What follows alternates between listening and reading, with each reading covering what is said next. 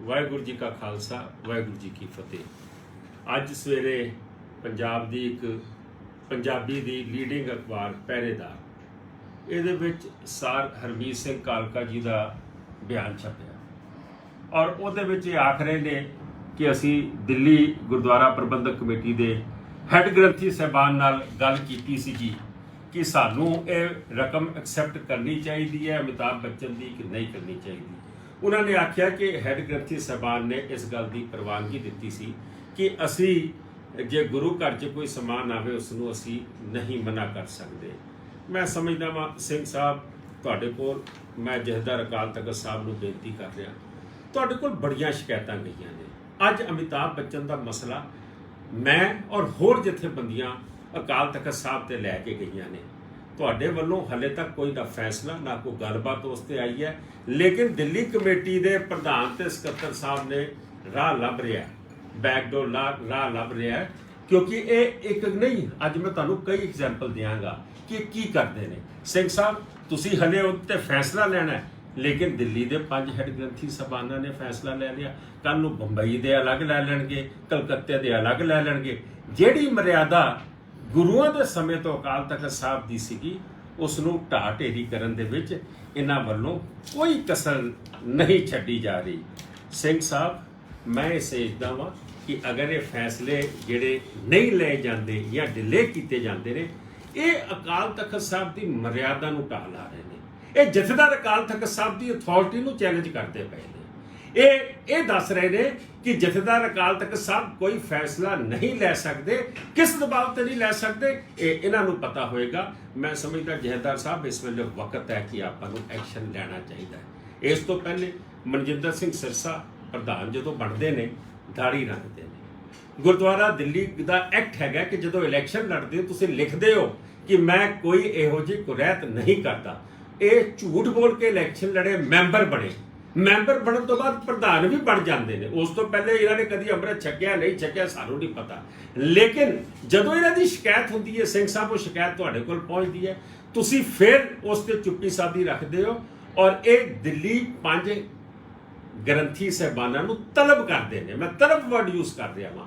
ਇਹ ਅੱਗੇ ਪੇਸ਼ ਨਹੀਂ ਹੁੰਦੇ, ਇਹ ਪੇਸ਼ ਹੋ ਕੇ, ਕਿਉਂਕਿ ਗੁਰਦੁਆਰਾ ਦਿੱਲੀ ਕਮੇਟੀ ਦੇ ਬੁੱਧਵਾਰ ਤੇ ਐਤਵਾਰ ਨੂੰ ਅੰਮ੍ਰਿਤ ਛਕਾਇਆ ਜਾਂਦਾ, ਜਿੱਥੇ 5 ਪਿਆਰੇ ਸਾਹਿਬਾਨ ਬੈਠਦੇ ਨੇ, ਉੱਥੇ ਜਾ ਕੇ ਪੇਸ਼ ਹੁੰਦੇ।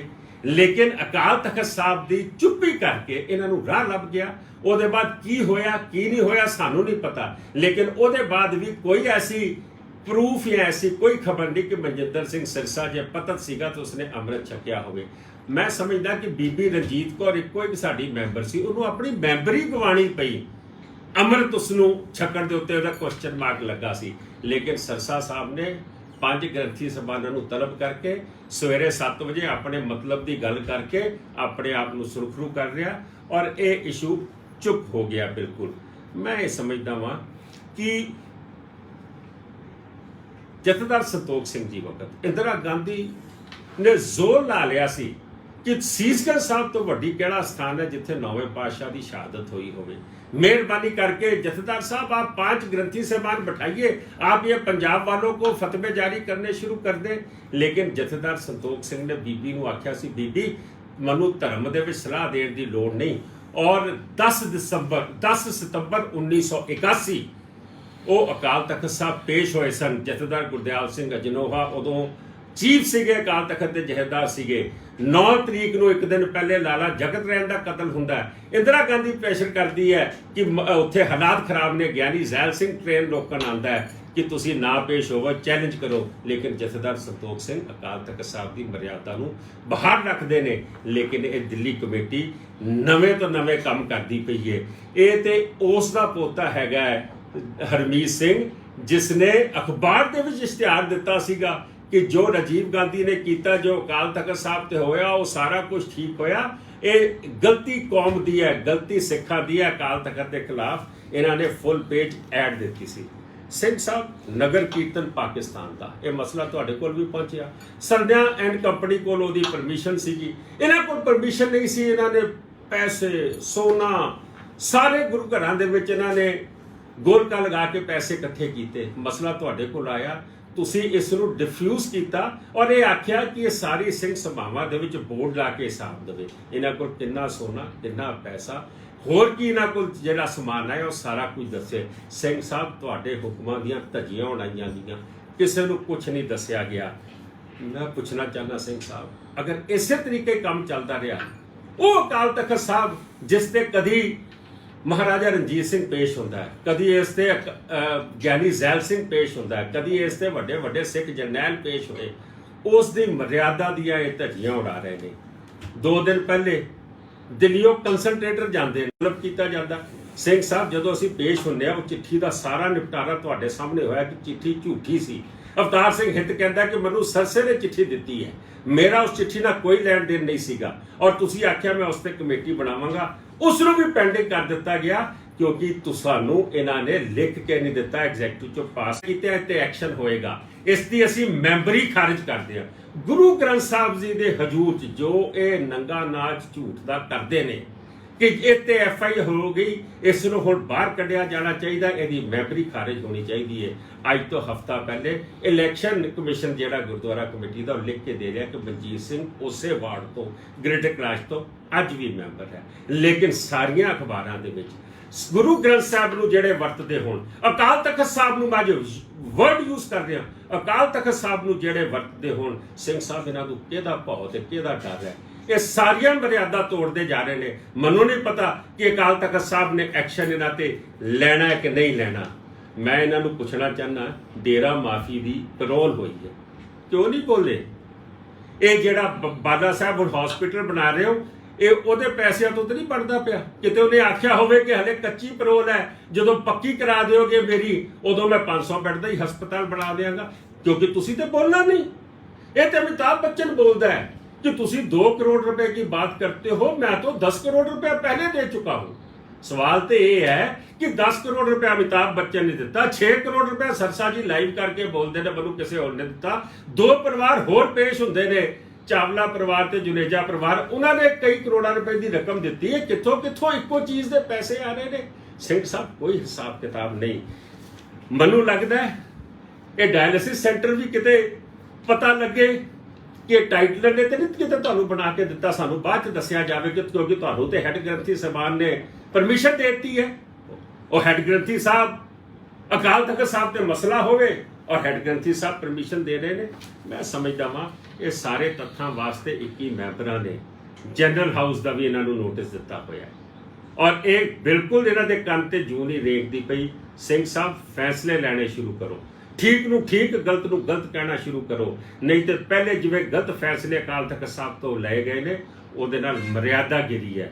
ਮੈਂ ਸਮਝਦਾ ਇਹ ਧਾਰਮਿਕ ਬਹੁਤ ਵੱਡੇ ਇਸ਼ੂ ਨੇ, ਜਿਨ੍ਹਾਂ ਇਸ਼ੂਜ਼ ਦੇ ਉੱਤੇ ਤੁਹਾਨੂੰ ਬੋਲਣਾ ਪਏਗਾ, ਤੁਹਾਨੂੰ ਫੈਸਲਾ ਲੈਣਾ ਪਏਗਾ ਔਰ ਬਣਦੀ ਕਾਰਵਾਈ ਕਰਨੀ ਪਏਗੀ ਸਿੰਘ ਸਾਹਿਬ। ਨਹੀਂ ਤੇ ਇਹ ਅਕਾਲ ਤਖਤ ਸਾਹਿਬ ਦੀ ਮਰਿਆਦਾ ਖਤਮ ਹੈ। ਕੱਲ ਨੂੰ ਕੋਈ ਵੀ ਸਿੰਘ ਸਭਾ ਉੱਠ ਕੇ ਜਿਹੜਾ ਮਰਜ਼ੀ ਫੈਸਲਾ ਕਰ ਲਵੇ, ਜਿਹੜਾ ਮਰਜ਼ੀ ਕੌਮ ਨੂੰ ਢਾਹ ਲਾ ਲਵੇ, ਜਿਹੜਾ ਮਰਜ਼ੀ ਕਾਤਲਾਂ ਨੂੰ ਸਰੋਪੇ ਪਾ ਦੇਵੇ, ਇਹਨਾਂ ਨੂੰ ਕੋਈ ਰੋਕ ਨਹੀਂ ਸਕੇਗਾ।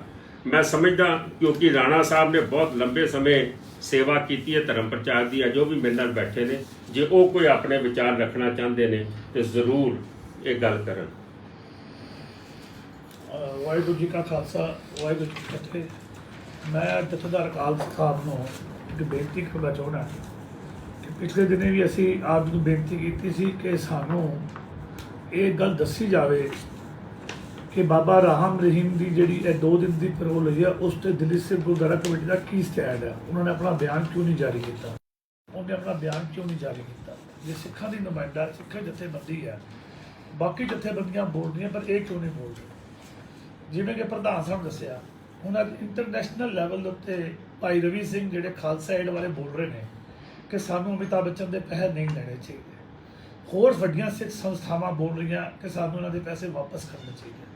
ਸਿੰਘ ਸਾਹਿਬ, ਤੁਹਾਡੇ ਕੋਲ ਇਹ ਕੇਸ ਹੈ, ਸਿੱਖ ਕੋਰਟਾਂ ਵਿੱਚ ਜਾ ਕੇ ਖੱਜਲ ਖੁਆਰ ਹੋਵੇ ਔਰ ਆਪਣੇ ਘਰ ਦਾ ਤਮਾਸ਼ਾ ਬਣਾਏ।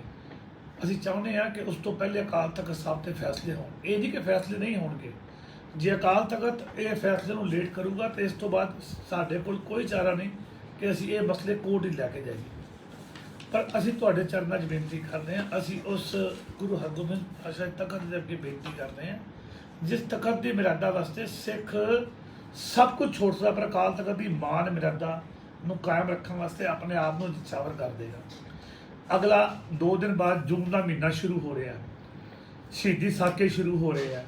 ਜਿਸ ਅਕਾਲ ਤਖਤ ਨੂੰ ਬਚਾਉਣ ਵਾਸਤੇ ਅਸੀਂ ਆਪਣੀਆਂ ਜਾਨਾਂ ਦੀ ਕੁਰਬਾਨੀਆਂ ਦੇ ਦਿੱਤੀਆਂ, ਪਰਿਵਾਰਾਂ ਦੇ ਪਰਿਵਾਰਾਂ ਹੋ ਗਏ। ਮੈਨੂੰ ਇਹ ਦੱਸੋ ਕਿ ਅੱਜ ਉਸ ਅਕਾਲ ਤਖਤ ਦੀ ਮਰਿਆਦਾ ਨੂੰ ਢਾਹ ਢੇਰੀ ਲਾਉਣ 'ਚ ਕੋਈ ਕਸਰ ਛੱਡ ਰਹੇ ਨੇ? ਆਪ ਜੀ ਦੇ ਚਰਨਾਂ 'ਚ ਬੇਨਤੀ ਆ, ਆਪਣੇ ਇਸ ਵਜੂਦ ਨੂੰ ਬਚਾਓ, ਸ਼੍ਰੀ ਅਕਾਲ ਤਖਤ ਦੀ ਮਾਨ ਮਰਿਆਦਾ ਨੂੰ ਬਚਾਓ ਔਰ ਸਾਨੂੰ ਹਿੰਦੁਸਤਾਨ ਦੀਆਂ ਕੋਟਾਂ ਦੀ ਜਾਨ ਤੋਂ ਬਚਾਓ। ਔਰ ਮੈਂ ਜਿਹੜੇ ਆਏ ਬਿਆਨ ਅੱਜ ਸਵੇਰੇ ਪੜ੍ਹ ਰਿਹਾ ਸੀਗਾ, ਮੈਂ ਪ੍ਰਧਾਨ ਸਾਹਿਬ ਨੂੰ ਫੋਨ ਕੀਤਾ, ਮੈਂ ਕਿਹਾ ਅੱਜ ਇਹ ਕਮਾਲ ਦੀ ਗੱਲ ਹੋ ਗਈ ਕਿ ਹੁਣ ਦਿੱਲੀ ਦੇ ਵਿੱਚ ਹੈੱਡ ਗ੍ਰੰਥੀ ਸਾਹਿਬਾਨ ਹੀ ਫੈਸਲਾ ਕਰ ਦੇਣਗੇ, ਅੰਮ੍ਰਿਤ ਦਾ ਫੈਸਲਾ ਵੀ ਹੈੱਡ ਗ੍ਰੰਥੀ ਸਾਹਿਬ ਕਰ ਦੇਣਗੇ। ਕੋਈ ਬੱਜਰ ਕੁਰੈਤ ਕਰੇਗਾ ਜਾਂ ਕੋਈ ਪੰਥ ਦਾ ਦੋਖੀ ਹੋਏਗਾ, ਉਹਦਾ ਕੇਸ ਅਗਰ ਅਕਾਲ ਤਖਤ 'ਤੇ ਹੋਏਗਾ ਤੇ ਉਹ ਅਕਾਲ ਤਖਤ ਤੋਂ ਪਹਿਲਾਂ ਦਿੱਲੀ ਦੇ ਹੈੱਡ ਗ੍ਰੰਥੀ ਫੈਸਲਾ ਕਰ ਦੇਣਗੇ।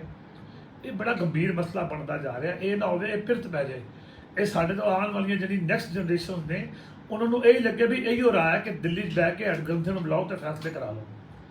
ਔਰ ਮੈਂ ਪੁੱਛਣਾ ਚਾਹੁੰਦਾ ਕਿ ਉਹਨਾਂ ਹੈੱਡ ਗ੍ਰੰਥੀਆਂ ਦੇ ਕਿਰਪਾ ਕਰਕੇ ਮੈਨੂੰ ਨਾਂ ਦੱਸੋ ਜਿਨ੍ਹਾਂ ਹੈੱਡ ਗ੍ਰੰਥੀਆਂ ਨੇ ਇਹ ਕਿਹਾ ਕਿ ਪੈਸਾ ਵਾਪਸ ਨਹੀਂ ਮੋੜਨਾ।